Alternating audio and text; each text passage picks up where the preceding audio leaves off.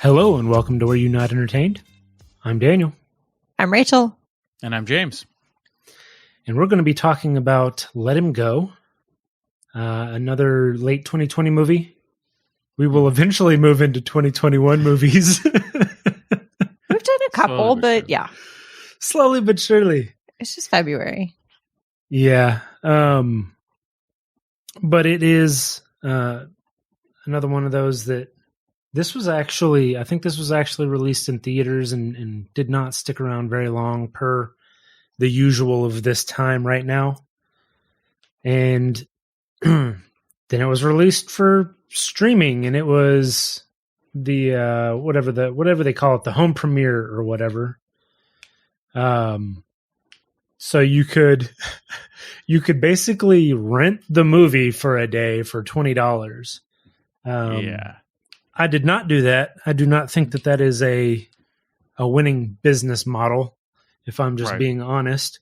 If I had like myself and a wife and 5 kids or something, then maybe, but just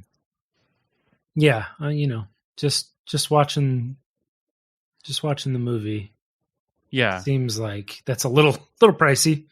I usually go to matinees when I watch movies because we watch so many movies here. So I'm paying like $5 or $6 for a base movie ticket. Yeah, so exactly. I'm not going to pay 4 times that to watch it on my TV instead of the giant theater and surround sound system. Yeah. This is a movie that I was really excited to see in theaters, but of course, with the way things are, it came out at a time that wasn't really, I guess, a time that was logical for me to go to a theater. Mm-hmm. So I had to wait till it finally came out. And I was slightly disappointed, but overall highly entertained. Okay. I'm a huge fan of Diane Lane, and it was really a good movie, solid acting, but just a little slow. Yeah. This reminded me a lot of The Devil All the Time. Yeah. Incredibly acted, a little bit slow, but this I found was a little bit more engaging. For sure. I was surprised at how little action there was, especially because they touted the fact that Kevin Costner's character, what was his name? George? Yes. Sorry. George Blackledge. Was an ex-lawman. And yes. They mentioned that pretty early, so I kind of assumed that would come into play more than it did. Mm-hmm. But the acting was so superb that it was still interesting to watch, even though there wasn't, gunfights and fingers getting chopped off through the whole movie. Through the whole movie. Through the whole thing, yes. It was definitely more character-driven than action-driven, which isn't entirely what I expected from a movie that's marketed as a thriller. Yeah, I don't consider this to be a thriller, in my opinion. This is a character drama. Absolutely. 100%. There were a couple thriller moments, but they were pretty light. Yeah. And it is. They say it's a crime drama thriller, and yes, there was crime. But usually when you throw all those together, there's more tension and you're a little thinking more like action. 7. Well, maybe not that far, but that's what when somebody says a crime or crime drama thriller, I'm thinking like 7. I'm thinking like maybe the little Girl things. with the Dragon Tattoo, or that's a great the little example. things. Yeah, something a little more like that, a little more fast paced, a little more actiony. Mm-hmm. And you did not get that with this. There were a couple instances where there was some tension. It was more of I guess an artful kind of movie with some of the flashbacks and the slow music to those flashbacks. What those moments were supposed to mean. You don't really have those kinds of flashbacks in, let's just say, an action movie. Right. Not to the same character development level. Yeah. I think in action movies you do have flashbacks, but very briefly. For some reason, all I think about is Batman. Well, yeah, but they're fast paced, and it's not like it's a super sharp flashback to show you a specific moment, and this was more to show you how they dealt with something emotionally. Right. Spoilers. And who expects that really your first character death that occurs isn't part of the thriller portion. Right. Yeah. No, that is very true. It's just an accident that kind of sets the tone. Yeah. Well, and you said spoilers, so we'll just kind of reiterate that here. But I think now is a good point to kind of get into things, because while this is not what I had expected or really how it was billed or advertised, they still did a good job. Mm-hmm. I think that they had tensions in the right places, like where it was needed. Mm-hmm. It was a little slower than I particularly care for, but I'm not mad at it. Like, it wasn't that slow. It wasn't too slow. Yeah, it was slower than maybe preferred, but it wasn't. It's not like it dragged on. Right. It's like an hour and 55 minutes. It's not super long. Yeah, I think it's more the setup for it built it to be just a little more intense maybe than it was in an action standpoint. Obviously, this is very intense. Yeah. In a drama and emotion standpoint. Mm-hmm. And I definitely think, for me, Leslie Manville as Blanche Weeboy. Oh, man. Oh, my God. Incredible. She's great. Yeah. Yeah. She is. She doesn't. So menacing. Right off the bat, she's menacing, and she doesn't really raise her voice or do anything harsh in the beginning. It's just the way she stands and the way she talks. You can definitely tell that she's the one who runs everything. And I love how they framed her. Like, in the beginning, when she's behind that hanging lamp. She's behind the lamp, and then she kind of leans down across the table with the light coming down on her face. Yeah, it was very a really good shot. Yeah, exactly. Yeah, and despite being in the middle of nowhere and how incredibly harsh the surroundings were, she was perfectly dressed and polished. Mm-hmm. Which I think is like very quintessential of the times. Yeah. Absolutely. Yeah, so all of that, I guess, being said, it was a good movie. I was entertained. It didn't deliver what I wanted or expected, but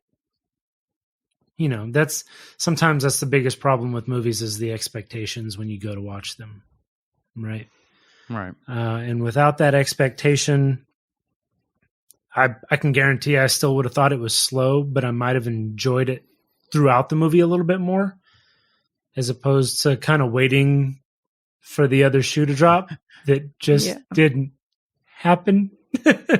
Right. I knew nothing about this movie.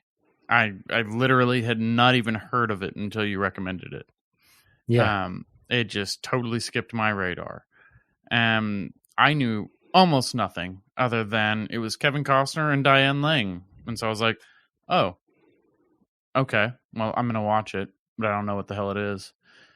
And so by the time I got to it and I kind of realized that it was about an older couple and everything, I was expecting it to be fairly slow and more of a character drama. Mm-hmm. So it wasn't until they went and met the Wheat Boys for the first time at their farm that I started to think maybe this is going to go a totally different direction, because the way that she was pushing those pork chops made me and the person I was watching it with be like, these guys are cannibals. Right. I was like, are they poisoning them or what? I seriously thought they were trying to get them to eat human flesh. Wow. Yeah. I didn't go there with it, but yeah. Straight to cannibals. Wow. From the second Jeffrey So it wasn't Donovan that. There's that. shows up and he's so creepy. One of you ride with me and one of you follow. Like, Yeah. I was nope. like, hell no. Yeah. This is not happening. good. Yeah. Yeah, I No. liked him too. He was great in Burn Notice, and it was good to Yeah. see him here. I haven't seen him in a ton of movies since then. Yeah, he was great in this. I think everyone was superbly casted. Mm-hmm. Yeah. It was really great. I think everybody just really inhabited the roles they were in, and even, being a small part, I think Boo Boo Stewart did awesome.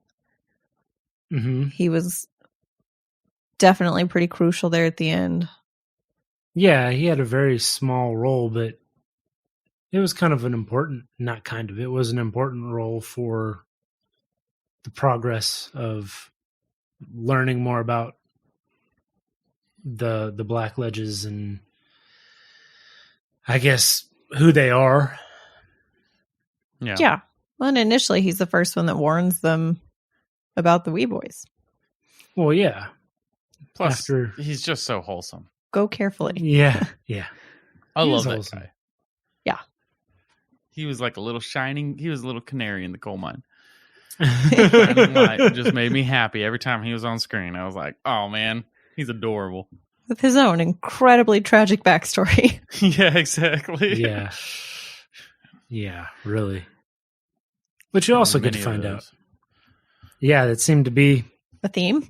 seemed to be what the deal was. Oh, I think the theme is absolutely what George told Margaret?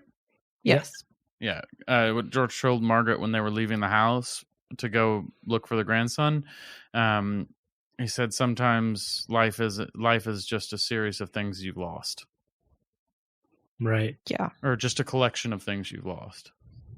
And I think that that's kind of the message of the movie. Mm-hmm. Yeah, I think you're right. Yeah. And they just continue to pile on. Mm-hmm. Also, there's something about seeing Kevin Costner in a movie that's set in like the Dakotas or Montana that just always makes me happy. I'll watch any movie where he's, in the Northwest. Yeah. The Great Plains. Doing the rugged thing. Mm-hmm. As Kevin Costner does. Right. It's fitting. So well. Yeah. It is very fitting. He cut that niche with Dances with Wolves, and he has been living there for a long time. Yeah, he kind of has. That's true. They're all good. Well, I can't say all, but a lot of them have been good. None of them are bad. Right. That's the really impressive thing about Kevin Costner for me, is I've seen plenty of Kevin Costner movies that I'm not super into, but I've never seen a bad Kevin Costner movie. Right. Now, I haven't seen his entire library or anything like that, so, I'm sure there's some that I've just skipped, but... Yeah, maybe there's something in there. I just don't know what it is. Yeah. He's a classic to me. Yeah, absolutely. He's like Ben Kingsley. I'll pretty much watch anything he does. Fair enough. Yeah, that's true too. That is true too. Yeah, so you don't really get any action. So you get some in the hotel room. You get some action in the hotel room when he loses his fingers. Yeah, I call that action. That is action. But then it immediately quiets down. And you don't get any more until the very end of the movie when they actually go and get their grandchild. And so that's kind of the prolonged slowness. Mm-hmm. And I guess I kind of expected that. I would say a little past halfway that he was going to end up having to do something like that. After you meet the Wee Boys and find out kind of how they are, like even before they came to the hotel room. Mm-hmm. Like I knew when someone was knocking on the door, I already knew that's not her. Right. It's not her, and it's not good. Right. Well, yeah, because even at the farm when they first sort of meet them and Margaret's holding Jimmy and she starts to kind of back towards the door, and the way that they're immediately like, oh, be careful. It's like, you're going to have to kill every one of them to actually leave. That's just where this is headed. Right. So you already expected that. And then the way they bully them at the hotel. And then to add on to that, the way the sheriff bullies them in the hospital. Right. The sheriff was just a coward. That's all. He was just protecting himself. That he wasn't being a bully. Well, he's a messenger. He's a simpleton that doesn't want to get stepped on. Sure. He's just passing along their message that if you keep meddling, he's going to die. Mm-hmm. And so, yeah, you can just tell that there's no getting around their control. Right. They've cut a place out for themselves, and you're going to have to pry them out with a gun. Yeah. They've dug in very deep. Yeah. Yeah, and then we do finally get into it, and I liked it. I thought it was a good action scene. It wasn't over the top. Extremely realistic. Yeah, and it made sense. Like he didn't just kick in the door, guns ablazing. You know, it wasn't it definitely wasn't the double gun wielding. Yeah. No, but the way that he wasn't jumping through hallways shooting two guns at the same time. Yeah, exactly. Right. And the only person that he really woke up that he hadn't intended to, he was going to stay there and make sure that person stayed quiet while they left. Mm-hmm.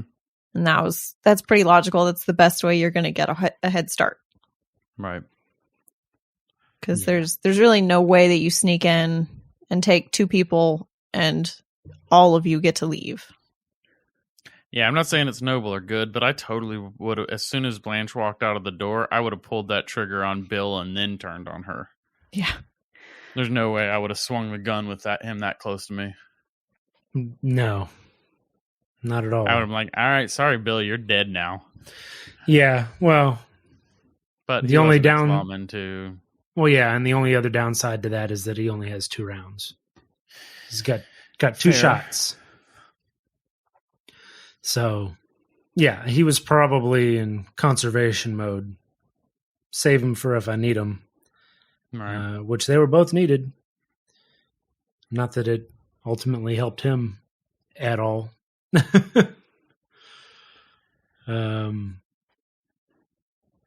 Yeah, so I guess he got the one guy on the stairs, right?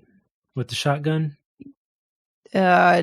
No, didn't he didn't. She accidentally that's right. shoot he didn't Bill? Yeah, she shot him. She shot Bill on the stairs and he knocked out Donnie in his room. Yeah. He fired once at Blanche, but it was missed because Bill hit him. And then the second one was Margaret. Right. Yep. That's right. And the rest was done with his service revolver that he didn't have anymore. Yeah. Which, good for him. But it got a little messy.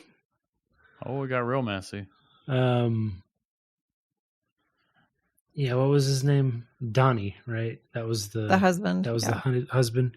Mm-hmm. Yeah, Donnie didn't get shot. Donnie was unconscious and was left to burn in the building. Yeah. Yeah. Not going to say that's an unfair ending. No, whatever. I don't know. I very strongly disliked the guy, but at the same time, I don't know if burning alive in a building is the sentence I would condemn him to. Like, well, it's not like he was awake. You don't have unlimited He bullets. was unconscious. Fair. Being a turd, I don't know if is the reason to die a horrible death.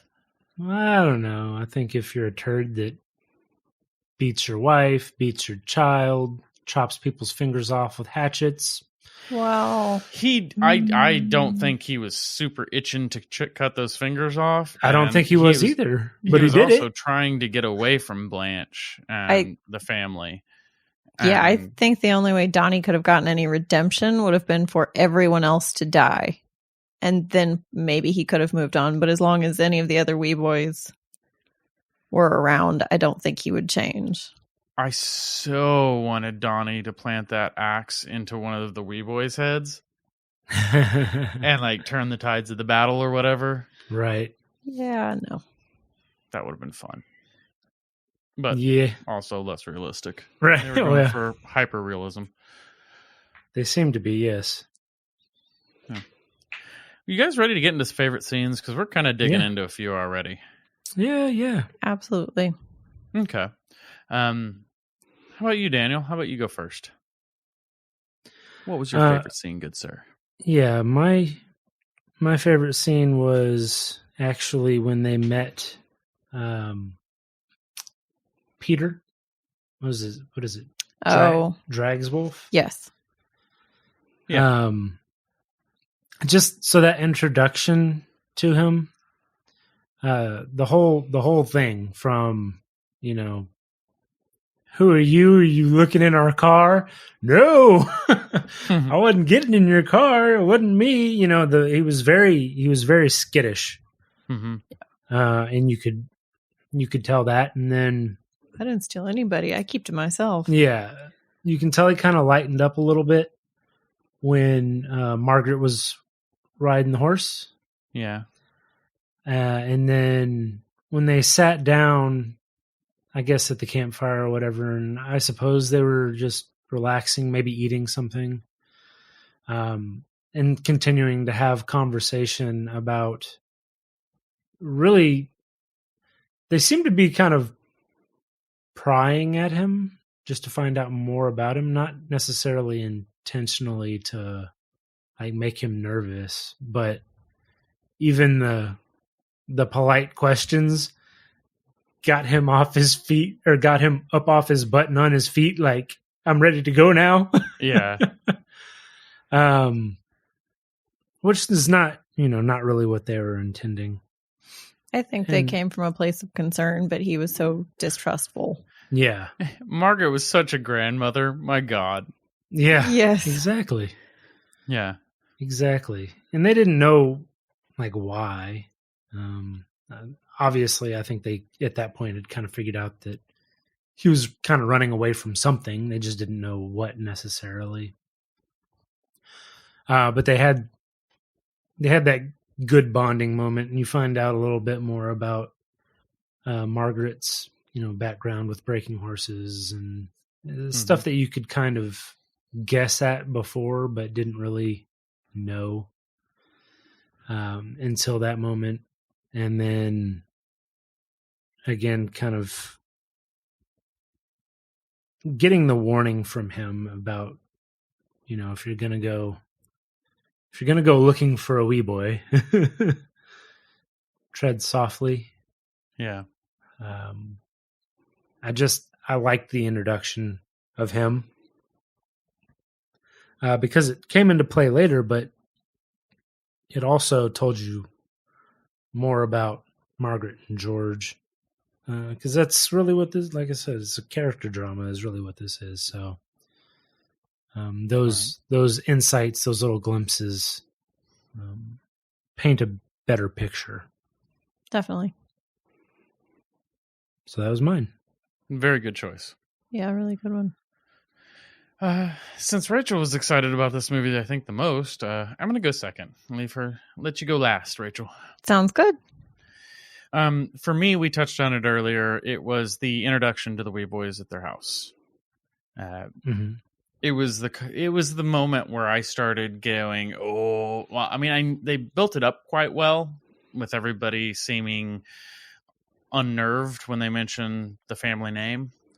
But that was when you got to start to see why, and that kind of, matriarch who is, and her just spilling her backstory too, with the rest of her family either dying or leaving her in charge. And immediately you understand what the daughter-in-law Lorna Yes. was talking about when she said that Donnie got away one time. She's not going to let him go a second time. Right. Definitely. It was the tension was so palpable. Like, you didn't know if they were going to immediately be running out with the grandchild at that point in time, or if they weren't ever leaving that house again, or if they were eating what was people going to meat. happen. Yeah. Yeah, whether they're going to eat people meat. Yeah, it was a tense scene with a lot of different options beyond that, and it kind of made the movie for me because it was the second half for me. I think it was about 2/3 of the way through the movie, but that's when all of that character drama that's been built up is starting to be put into action. Yeah. Yeah, exactly.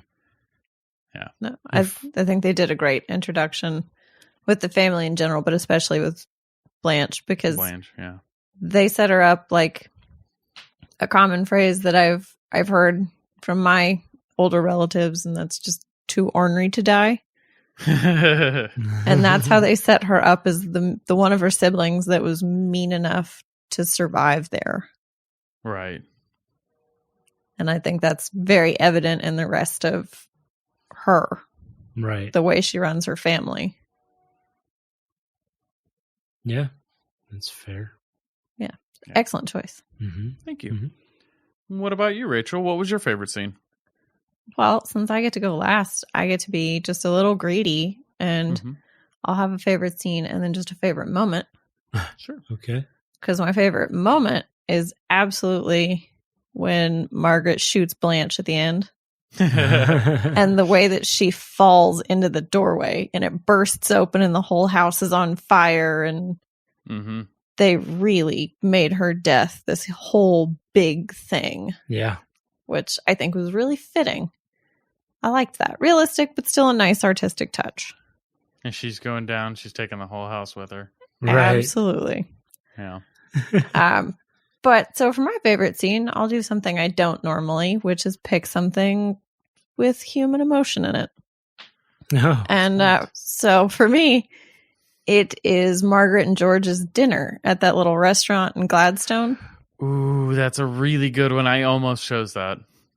It's just such a great scene because you so rarely see couples at their age portrayed like that. Just very romantic, and they've been together forever, and they're still just as in love, but as realistic as they probably were when they met. Right. And so for me, the way that they talked and some of the little things that George remembered and mentioned to Margaret, I thought were just so special and such a great portrait of her character. And then also sort of some foreshadowing. Yes. Because they talk a little bit about death, and so it does sort of set you up for later in the film, but the horse and yeah. What were you doing? And basically recounting fond memories. Yeah, the same thing she winds up doing for George. Yeah. But for me, that was a really nice sort of standout scene from a really casual, comfortable point of view. None of it was, grand gestures or heavy-handed. And I was just really impressed with the amount of things they managed to convey with something sort of toned down. So. It's a real testament to the quality of acting in this, because the dialogue is pretty sparse. It's not heavy-handed or overly worded. Right. To make something pop as strong as they did, it was really impressive. Yeah, and it was even sort of sad dialogue what they did have. I loved the line in there where she said, "You didn't make me sad, George." Yeah, the whole thing was just really impressive to me. It was a big standout, and I don't normally think of scenes like that as the big moment in the movie. I don't know. Well, I'm glad you chose that because that was also one of my favorites. Yeah, there you go. For once, it's me call. choosing the sappy one. Look at you go. As long as the sappy one gets picked at some Gross. point. All right. Well, then I think that about wraps it up for Let Him Go. Yep. Right? Yeah. Yep. Awesome. Well, hopefully you enjoyed our coverage of the movie as much as you enjoyed the movie itself. If you did, please go online and like and subscribe, and make sure to join us next time on Were You Not Entertained?